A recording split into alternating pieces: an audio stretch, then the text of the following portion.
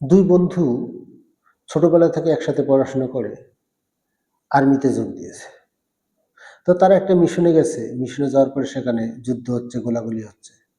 এক বন্ধু গুলি খেয়ে পড়ে আছে। সে শত্রু মানে ক্যাম্পের কাছাকাছি।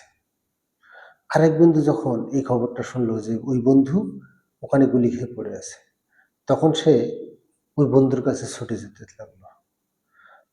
তো তার যে প্রধান আছে, অর্থাৎ তার যে অফিসার আছে, সে নিষেধ করলো যে না, তুমি ওখানে যায় না, শত্রু ক্যাম্পের কাছাকাছি, অত কাছাকাছি যাওয়া যাবে না, গেলে তোমার বিপদ হতে পারে। সে সেটা না শুনেই সেই অফিসারের কথা অমান্য করে ছুটে গেল তার বন্ধুর কাছে, গিয়ে বন্ধুর লাশটা কাঁধে করে নিয়ে আসলো। তখন অফিসারটা বলল যে আমি তোমাকে বারবার নিষেধ করলাম যে ওখানে যাই না, তোমার জীবনের ঝুঁকি আছে, তুমি তো তোমার বন্ধুকে বাঁচাতে পারলে না। তখন তার সে বন্ধু, মানে যে ছুটে গেছিল, সে বলল যে স্যার, আমি হয়তো আমার বন্ধুকে বাঁচাতে পারিনি, তবে আমাদের বন্ধুত্বটাকে বাঁচিয়ে রেখেছি। আমি যখন ছুটে যাই তখন আমার বন্ধু একদম আধমরা অবস্থায়।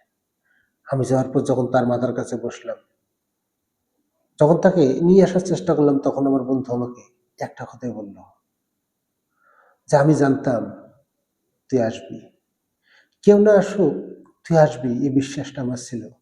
আমি এটা দেখে এই দুনিয়া থেকে চলে যাচ্ছি।